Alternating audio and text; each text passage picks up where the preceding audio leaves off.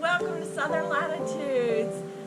We're back in my garden, and I'd like to do a little series for you about the pros and cons of what worked and what didn't work and why I did things. And that'll probably be long and detailed, so we're going to break this up. Right now I'm in what used to be called the market garden, but it's now more like the winter garden, or the garden that can be covered, or the garden that has different brassicas and things that need irrigation, things I need to keep an eye on from the squirrel's garden. So anyhow, come join me right now for a detailed explanation on what happened. Now, a lot of these guys, for example, like my collards, yep, and this is the cabbages right here, and the cauliflower right here, and these two larger, what are they? These are the Hilton hybrid Chinese cabbage.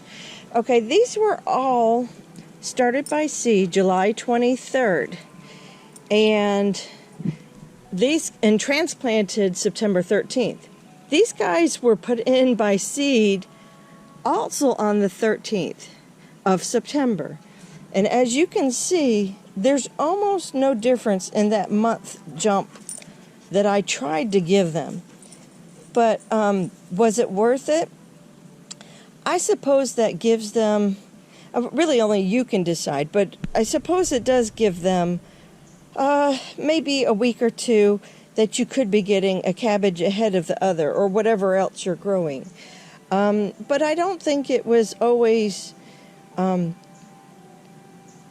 worth it, especially in Florida. I'm in Zone 9B, and we have hurricanes. And it really wasn't worth worrying about the baby transplants for me, especially when we have a nice, long, mild winter ahead of us. So that's what I kind of learned from this. And here's another, the negative side of this was that I only had 2 out of a couple containers worth of seeds. So the question is, would I do this again? No, probably I wouldn't start seeds in July 31st again. It was just still way too doggone hot, and it wasn't worth the time, especially when the other seedlings are doing awesome, and they were started September 13th. Okay, so moving on with the other brassicas in here, I have snowball cauliflower. I have, these are Brunswick cabbages right there. I have Dagon Brussels sprouts, and then I have tiger collards right there.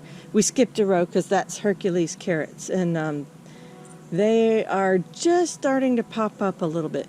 But anyhow, these also, same dates, started July 31st by seed and transplanted September 13th. Just to show you, look, the difference. That cauliflower is extremely slow growing. I thought Brussels were slow, but cauliflower is way slower than that. I have some kind of struggling up here. Maybe I shouldn't have transplanted those that were a little struggling more than others.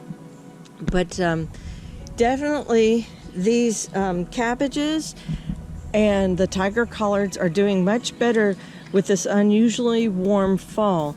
And the broccoli, which is in the front, you've seen that before. That broccoli is doing amazing. It's not even getting the irrigation that these guys are getting. So over here are the itty bitty Brussels sprouts. Let's see if I can get that for you. Aren't they cute? Once they get established, they'll be fine. They're still just kind of weak. I am watering out here, every second to third day, I would think. That's about what we're doing. I just try not to let it get too dry at all, period. I've worked really hard, and like I said, these things are so slow growing, I do not want to start from scratch again. Real quickly, I wanted to show you those Hercules carrots. They take much longer to germinate. I believe these were the coated ones, which always takes longer. Plus, we're in the fall, And according to Baker Creek Seeds, fall items take 10 to 12 days longer to harvest than they would any other like springtime germination plus harvest time. So right here you can see this is, sorry, the sun's kind of fading the yellow, but this is the yellow Swiss chard. I had 4 and they were very weak, but with some TLC, they 3 of the 4 came back. I still lost the one I tried to mulch down there. Couldn't pull it through. Also, while I'm thinking about it right here, I did start the Swiss chard in these pea pots. I can't stand them. Do not waste your money on them. I actually think they have a drying effect on your seedling babies. I think they have a adverse effect. They keep them dry. They pull the moisture away from the plant itself. And I still had to peel them off of here. They say you don't have to peel them off of here, but I do peel them off. And then they just crumble, because especially this one, it's way too small. And that little root ball wasn't able to stay together. Here's my baby Salanova. That one's doing awesome. I only had 1 out of, I think I had 5 seeds left, and only 1 actually germinated. So we got 100% growth out of that one. That was good. It made the transplant on September 13th. Now here is a bit of a failure for me. You do see a couple of these are narrow day Toscana Cal, and these again started July 31st. And that heat was just way too much for the seedlings. I lost most of the row in there. And so I will start again from seed, and I'm not worried about that because I can get a lot of picking over winter into spring. I don't have to like replant these again in spring. They can just stay all winter until they choose to die by summer. And this year I didn't even have all of them die in summer. Of course, those were in shade, and that makes a big difference. This will be pretty much full sun this coming summer growing season. So I do expect them to die out here. I probably will put a second row later in somewhere in my shaded lot. So right here, I have Brandywine out of Baker Creek. I have Brad's Atomic Grapes. And way down there I have Dr. Wyche's Yellows. These were started from seed September 3rd and transplanted, I think around the 17th. I think that's when it was. I've already forgotten. These I do not feel like they worked out very well. Of course, we're having record-breaking heat, and that is probably part of the reason why it's failing. You see this? This is one. It's just too doggone hot for these tomatoes that need cooler weather that Florida does not have. And of course, it should have been cool enough by now. Our night should have been at 70 degrees or below. But we're not. In fact, we had a couple 68-degree nights, and we're right back up to 74 to 76. I think I even saw 77 coming up later this week, which is really hot, and I just don't blame these guys for giving up. So that, like I said, that's a Brandywine. Let me show you. I lost almost all of my Brad's Atomic Grape transplants. I have, I think, 3. Not that I did a lot, but I lost almost all of them. And this is my Dr. Wyche. It really hasn't grown that much, as you can see. This is October 1st, so it's been almost a month, and like almost nothing. It's just sad. I do have a couple more, like there's one on the edge of the oregano. But thank goodness. You know who planted more? Actually, I had a whole set of, I had 2 cups that you might have seen in my earlier videos. I had 2 cups of each variety, and I only planted 1 cup. So I was afraid that the weather may get me, the heat in particular, And so I'm really glad I did that, because now I have babies ready to go again, maybe in October. No, definitely October, when it should be cooler. I hope. Anyhow, all right, let's keep moving. Here are those extra babies. What I did was I split them and gave them more room to grow. And they really haven't taken on a lot of height. Ooh, look at the white flies. I'm having this problem across my entire lot. I'm just hoping the cold shows up, because that's what I think will kill them. And there are little soapy remedies and stuff like that, oil. But to get everything on a whole 1/4 acres, you know, I'm just gonna not make that. But anyhow, so I have these ready to go. And they're sitting here in mostly shade. There is maybe 2 hours or less of full sun in the afternoon, and so they are waiting their turn to go in and be the relief for the poor little guys that didn't make it. And while I'm over here, let me just show you, I took advantage of this heat. You should always take advantage of the weather. This is chili peppers, and I saw that we weren't getting cold, and I thought, let's use that to germinate something I can't do early in the spring, unless sometimes in the house maybe, but I can't do outside. And so I'm gonna get these little chili peppers ready to go, so they're ready to go hopefully come March or April. So that should be cool to have some chilies in the house or in the yard. Hey, you guys, I always have my clowns, my peanut gallery.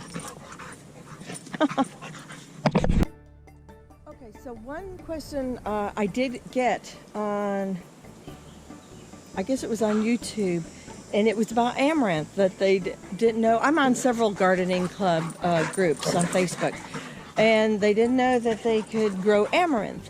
Absolutely grow amaranth in the summer. I think I started these late, maybe in June, July, something like that. It was late, way late. And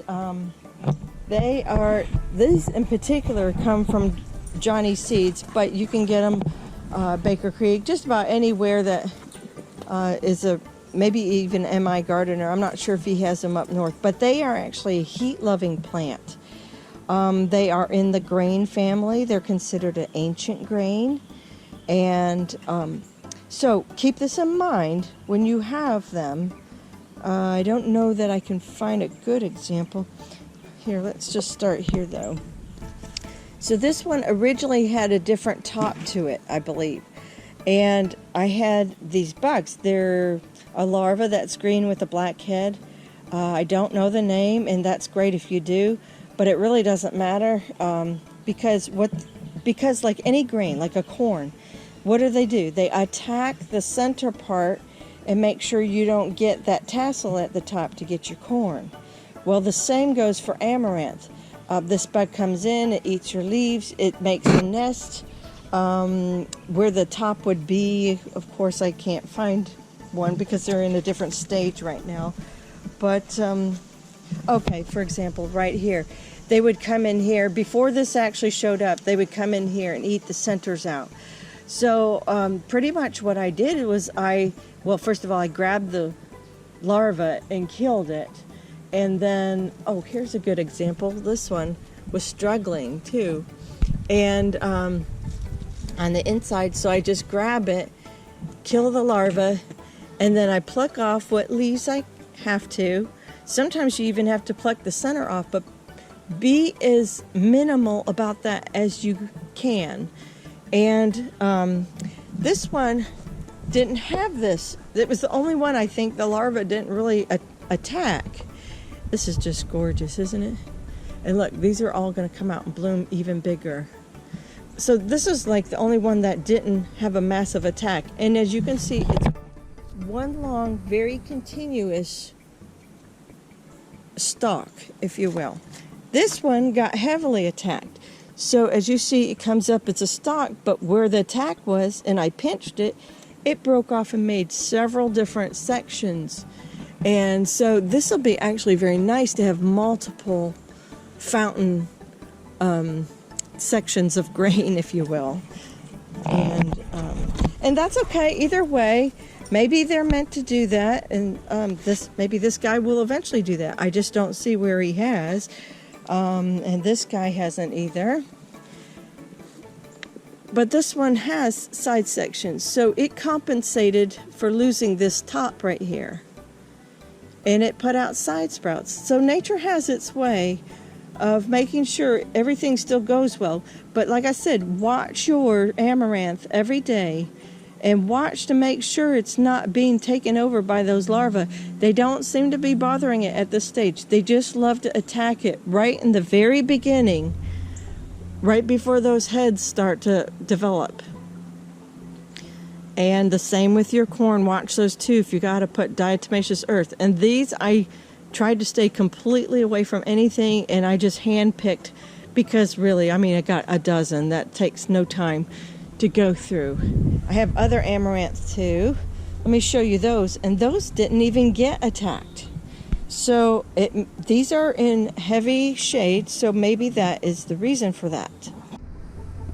Now this is a different variety. This is Love Lies Bleeding Amaranth, and I'll have to put the date up in the screen because I don't have it off the top of my head.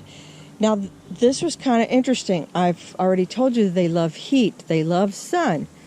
So these that get more sun, the first half dozen or so, were standing, or look at this, the super growth. This is like a good 3 feet. The ones in the back, they're there, but they curled over. Every one of them's, fallen over and then kind of raised up next to the beans. And the shady ones did not enjoy that as much.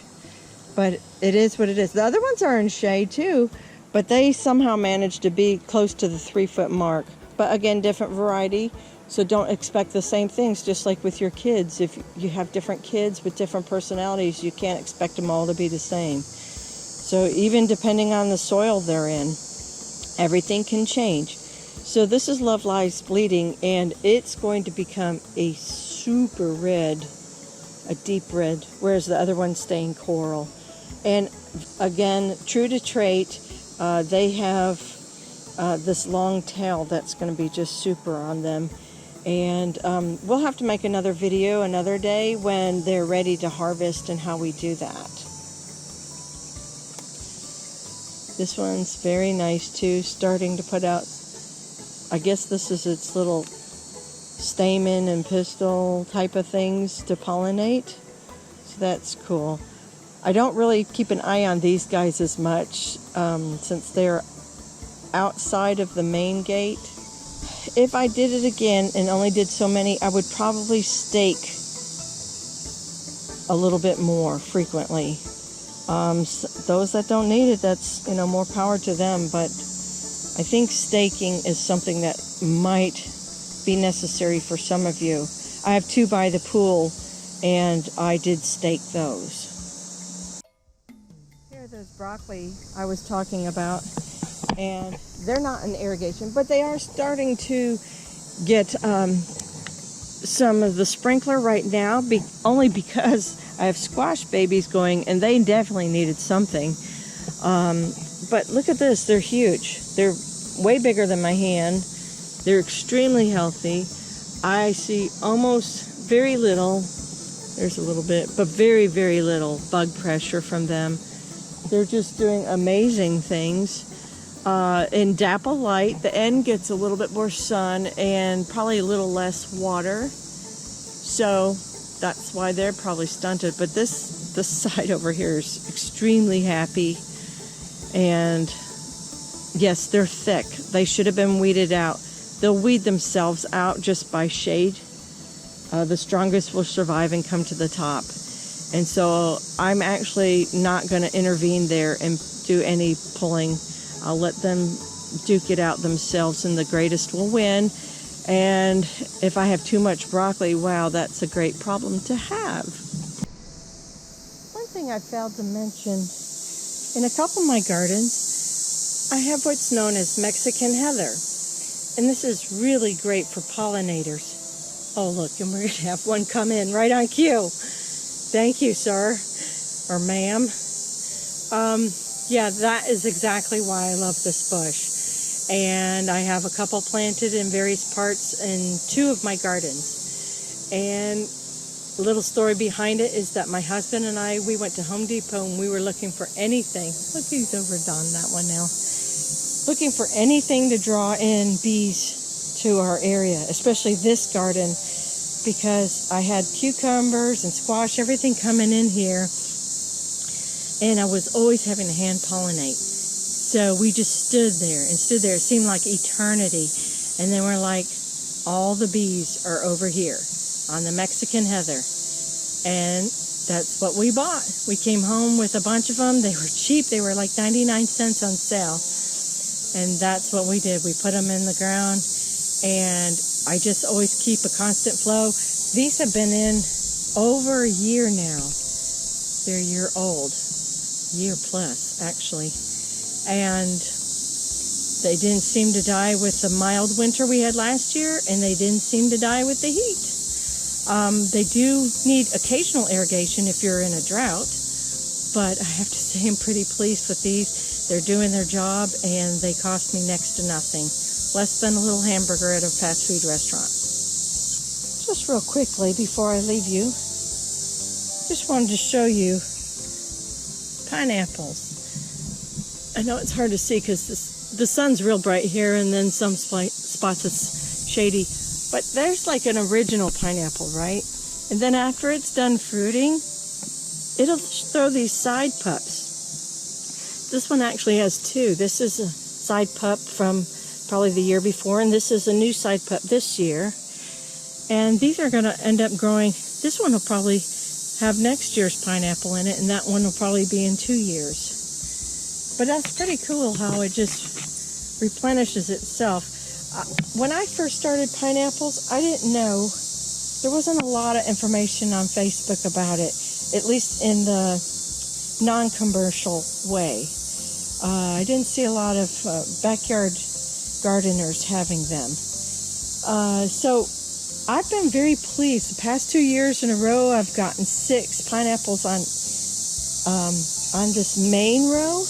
Now the second row has just started this year producing, and then over there they will probably go this year, or this coming spring, I should say. And I'm pretty impressed.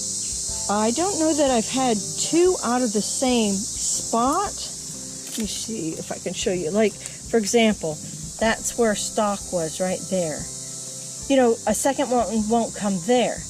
But, and like, oh, here's a perfect example.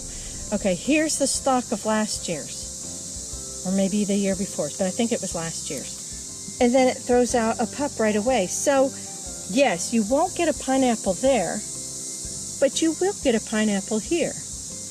And so you don't have to rip these out every year. You don't, or every, it takes 2-3 years to get going, but you don't have to rip them out. You can just let them go and keep growing and growing until they become such a mess that maybe you want to clean up your area and take 1 or 2 out and restart. But I haven't done that yet so far.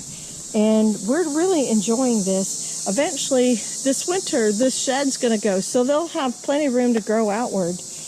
And we're totally enjoying having pineapples. And I put in, oh my goodness, over a dozen more pineapples for the side lot now, too. So we're just not going to be a pineapple farm, but we're certainly going to enjoy our pineapples.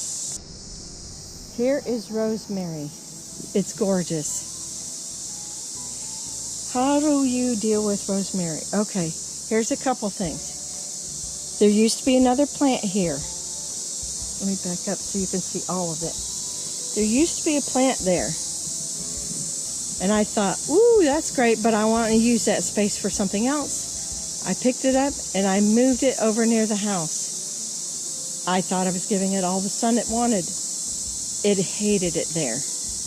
And it died. So I bought another baby. This is just out of a big box store, whatever generic rosemary it is. And I put it right back in the same spot, same soil. and it grows like this every year. It gets huge. Actually, this plant in particular is probably about 4 years old. But I cut it back. It's quite woody inside there. Hopefully we won't visit with a snake. It's quite woody in the inside of there. But I keep cutting it back, cutting it back. It gives me these beautiful long shoots, new growth every year. And then what I like to do, I do trim it right before maybe I plant in other things. But I will dry these, put a whole lot of these in the dehydrator. And then I have little gifts for people for Thanksgiving and Christmas. My neighbors can cook with them. Oh, and your hands are going to smell so good too. They're just going to thank you for them. And one thing I thought about doing was making a Christmas wreath out of them. That might be this year's project, since I will probably have more time with having less of my other job. So, anywho, rosemary. This is gorgeous. I let it go to about 5 feet every year, and then I start cutting it back.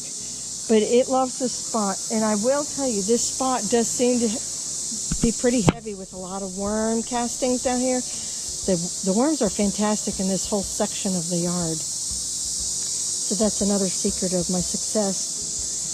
Here is German oregano, I believe is the variety, and mixed in with some weeds. But this completely disappeared for a couple years. Then when we expanded this garden, I don't know if it tilled something over or what happened, but it just started growing out of this little section, and it's just coming across and coming across.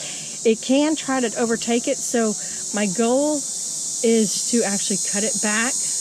When I cut back the rosemary, I'm going to cut back a whole lot of oregano and also put it in the dehydrator, and then I'll have some put back for winter when I don't want to really come out here to the garden and grab some, and I'll just go to a shelf in a little bottle and put it right into my whatever I'm cooking. So this is awesome. It's really hard to kill. If it's in the ground, it does a great job of just taking care of itself. Little update on those beets. I might have lost about 30-40% of them, sadly. I don't know if that was exactly my doing or the fact that I have little holes everywhere, and it looks to me like Mr. Squirrel came through. Not only damaging the established transplants, but all my seeds for the Swiss chard that was yellow, I think they're gone. It might be too early. I may be jumping the gun here, but I do believe Mr. Squirrel. Look out. You see little dots everywhere. Squirrel definitely has been in here damaging everything. All my hard work. So I think I'm going to conclude part 1 right there. That was a lot of talking and probably getting lengthy. But I hope some of those tips and tricks and information will help you on your journey of gardening. I am not a professional by any means. I've just been at it for a while as far as small gardening. And then as far as, we just opened up this extra 1/4 acre. And so we did a ton of experimenting from January on. I bought a lot of seeds. I don't even know how many packets it was, over 50 packets. And we experimented with all sorts of varieties you don't get at a big box store. And I'm totally pleased with that. But I did a lot of failures as well as a lot of successes. Some of it dumb luck, some of it God blessing. Rain at the right time, no hurricanes at the right time. But if I can share anything that helps you, then it's all worth it, right? So God bless, and I'll see you in the next one.